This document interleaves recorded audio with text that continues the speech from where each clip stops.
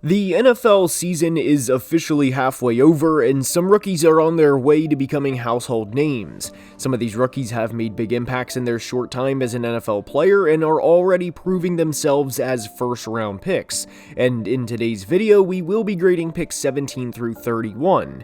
The Miami Dolphins had to forfeit their first-round pick due to tampering with Tom Brady, and that's why there were only 31 first-round picks this past year. We will go in reverse order, so we will start with Chiefs pass rusher Felix Sadik and finish with Patriots corner Christian Gonzalez.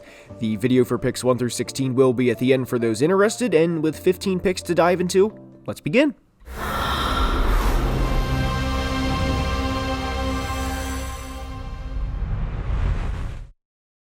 Felix Sadik was the final pick in the first round out of Kansas State, and what's important to remember with Felix is this was always going to be a developmental pick. Their 2022 first rounder in George Karlaftis is a pretty underrated player, and 2020 fifth rounder Mike Dana is in a contract year and has been playing well in his role. They also have veteran Charles Omenihu, who was suspended for the first 6 games of the year. All of these guys are in front of Felix, and Felix has played 20 or more snaps in a game just twice.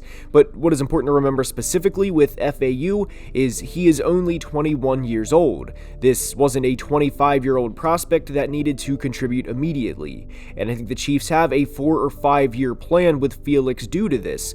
When his time comes, he will be in a great situation with both Chris Jones and Karlaftis demanding the opposing offensive line's attention. He has 7 pressures on the year and has played just 126 snaps, and I love the long-term outlook for him, but for now this is incomplete. Nolan Smith was an athletic freak coming out of Georgia as he ran a sub 4.4 40 despite being 240 pounds. And when you have that type of athleticism, teams are naturally going to want you on their roster. But like with Felix, Nolan entered a situation where the team was absolutely stacked with pass rushers. The Eagles and Chiefs are both Super Bowl contenders for a reason, and it's because they know how to compete in the meantime while investing in their future too. These teams are going to be contenders for a long time, and it's not due to just the quarterback play.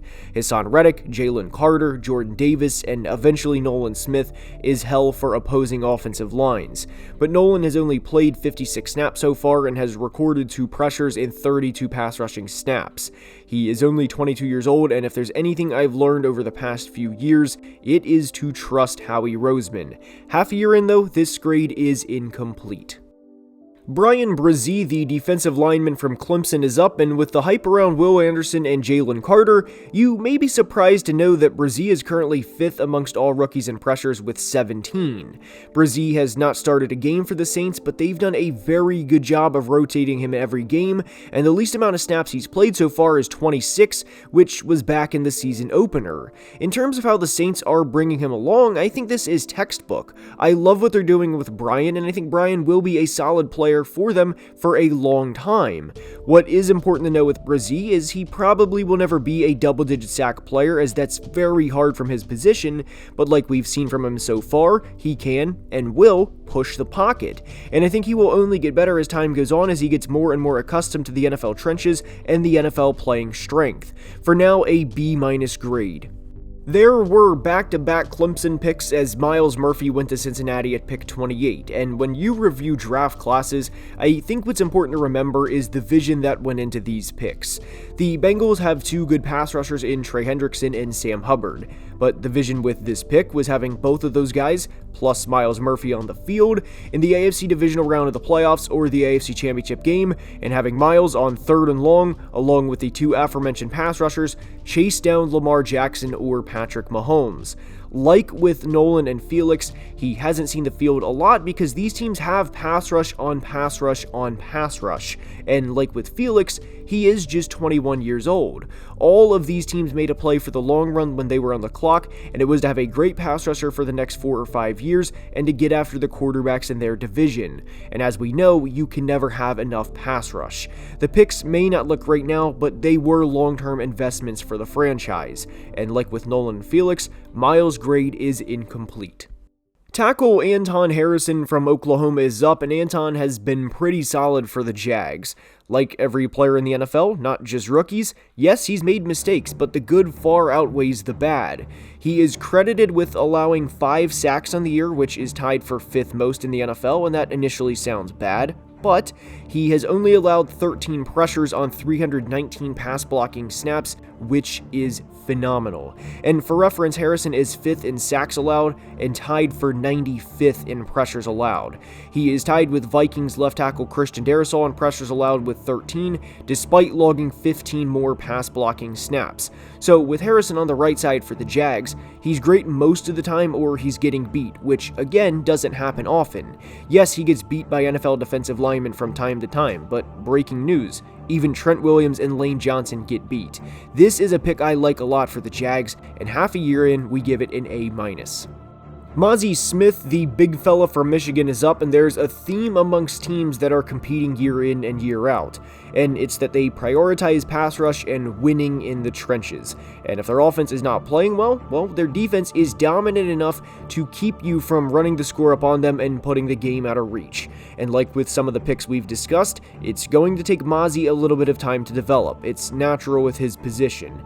And this pick was made with the intention of having him dominate the interior in year 2 and 3 and beyond, and have Micah continuously wreak havoc elsewhere.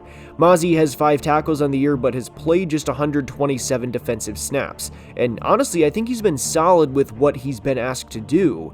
I liked him a lot for what he was as a draft prospect this past year, and I absolutely love the landing spot. This grade for now is incomplete, but with Mazy's raw ability combined with the players and coaches he has around him, I have a hard time believing this pick does not pan out in the long run. The Buffalo Bills traded up to get tight end Dalton Kincaid, and they know the importance of a good tight end. They've seen a conference rival win 2 Super Bowls in the past 4 years with elite tight end play, and I really respect GM Brandon Beane trying to bring in a great tight end of his own. Kincaid had a great career at Utah and was projected to be a good NFL tight end, but this position usually takes a little longer to develop, and I thought the situation Kincaid was entering was about as good of a situation as you're ever going to find, especially for a rookie tight end. And Buffalo has been really using him lately, as he has 3 straight 60+ yard games, and for a rookie tight end, that is extremely impressive. Kincaid may finish his rookie year with 750 yards and 4 touchdowns, and that may not look the best on the stat sheet, but I can't emphasize enough how much I love the duo, or trio if you will, and include Stephon Diggs in this, of Allen and Kincaid in the future. I think Beane hit on this pick, and I'm not giving it an A+, but I like this pick a lot, and this grade is an A-. Corner Deontay Banks from Maryland is up, and like we see with most corners, though not all, Deontay went through some growing pains early in the year, and per PFF when he was targeted in weeks 1 through 4, he allowed an opposing passer rating of over 110 in 2 of those 4 games. He was also credited with allowing 2 touchdowns, but has been steadily improving since. And in a year for the Giants that's going, for lack of better wording, bad, Banks over the past month has been a bright spot.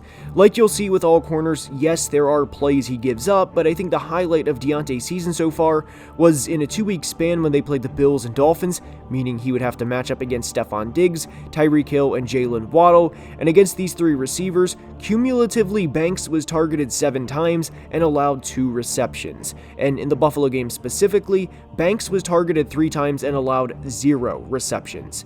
Deontay is on his way to being a solid first-round pick, and for now, this is a B+. Jordan Addison of the Minnesota Vikings is up, and he has really come to life over the past month. He is currently 2nd amongst rookies in receiving yards behind only Puka Nacua of the Rams, and is 4th amongst rookies in receptions. And he is 2nd in receiving touchdowns, but not amongst rookies, but the entire NFL, as he only trails Tyreek Hill's 8 receiving touchdowns. Justin Jefferson going down really opened up Minnesota's offense because it forced them to go to more guys, and in the 4 games Jefferson has missed, Addison has 22 receptions for 285 receiving yards and 4 touchdowns, which would equate to a 1,200-yard, 17-touchdown season, and as it stands, he is currently on pace for a 1,000-yard, double-digit touchdown rookie year. Jordan has been a very good receiver for the Vikings, and to me at least, he's been everything you could have asked for when they were on the clock at number 23 overall. He makes big plays, gets in the end zone, and as he said, let's go get paid. Half a year in, this is an A+ grade. Zay Flowers was the third of 4 straight receivers taken, and Zay, like Jordan, has been a very good player for the Ravens through the first half of the 2023 season, or at least very good player for the team that drafted him. Flowers is currently second amongst rookies in receptions with 45 and is fourth in receiving yards. Unfortunately, Flowers has only found the end zone one time, but he has been a consistent receiver for the Ravens, and this is a franchise that, despite all of the success they've had since their existence, receiver has not been one of them, at least consistently. And for Baltimore, I think getting a 23-year-old rookie to pair with Lamar was not only a smart move, but I think they finally found their guy in a receiver that can play for them for the next several years, along with both Lamar and Mark Andrews. Quite frankly, I don't think Zay's touchdowns will ever be amongst the most in the league due to the run game and the aforementioned Andrews, but he has been a good player for them, and Flowers is currently on pace for an 85-catch, 892-yard, 2-touchdown rookie season. For now, we give this an A- grade. Quinton Johnson from TCU is up, and in 8 games, he has just 24 targets, and on those 24 targets, he has just 14 receptions for 128 receiving yards. I think out of any of the first-round picks at the moment, maybe aside from Bijan, this is a downright frustrating selection, and I don't place any of the blame on Quinton per se, but it's frustrating to draft a player in the first round and to simply not throw him the football, and it's frustrating when you have a play caller and a quarterback who are well respected in Kellen Moore and Justin Herbert, and there's times where as fans you really wonder what is up, and I think this is one of those situations.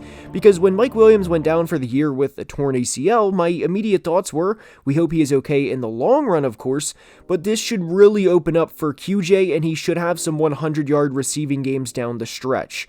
But he only has 128 receiving yards in 8 games. For now, this grade is a hard D, but this is a grade that can and should go up. Jackson Smith-Njigba went to the Seattle Seahawks at pick 20, and through the first half of the year, JSN is 8th in receptions amongst rookies and 12th in receiving yards amongst rookies. I like Smith-Njigba as a receiver and think he will prove to be a good player for them in the long run, but pertaining to his rookie season specifically, I don't think he was ever going to be that productive of a player, at least relative to other rookies in the class, and it's due to the situation he was drafted to. And whether the Seahawks took JSN or any of the other receivers, I think the statement would have applied to them too. Jackson just ended up being drafted by Seattle. He is 3rd on the team in receiving yards behind both DK and Tyler Lockett, which again was to be expected. Lockett is 31, and as he ages, I do think JSN will be more involved in the offense. For now, this is a C-, but this was a pick that was not going to provide an instant return on investment. Defensive tackle Kijah Chaney from Pitt is up, and Chaney has played in 5 of the 8 games for Tampa so far. He only has 8 tackles in 5 games, but already has 5 quarterback hits and 2 sacks. And in the 5 games he's played, he has 14 quarterback pressures and had 6 pressures in the Lions game alone.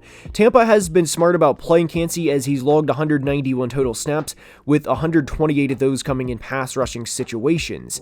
They know with Chaney at just 280 pounds that he will naturally get bullied or washed in the run game against guys that are 40, 50, or even 60 pounds heavier than him, so they have done their best to put him in obvious pass rushing situations, which is his playing strength.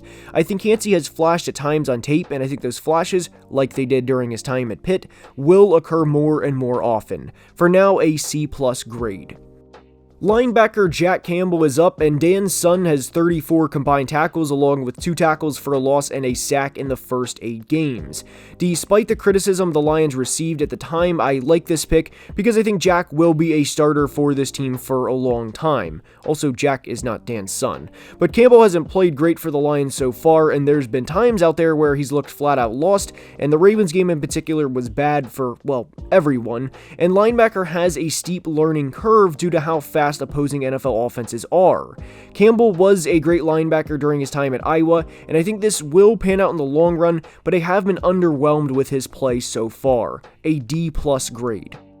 Patriots corner Quinton Gonzalez is up, and when this pick was made, I thought it was a draft steal for New England, which is not something that's been said for them in the past few years. I had mocked Gonzalez as high as Atlanta at 8, and after Washington took Emmanuel Forbes at 16, I was very glad the Patriots took him at 17. Unfortunately, he is done for the year with the shoulder injury, and in the first 4 games of the year, he was allowing an opposing passer rating of just 67.5, which is insanely good for a rookie, especially in the first 4 games of their career. He intercepted a singular pass during his rookie season, and I think by default this has to be incomplete, but I do think CG was on his way to an A or A+ grade. I hope you enjoyed today's video, and if you did, please like and subscribe. It's only about 27% of people watching are subscribed, and it helps tremendously. Until next time, please be safe and have a great day. Love you guys.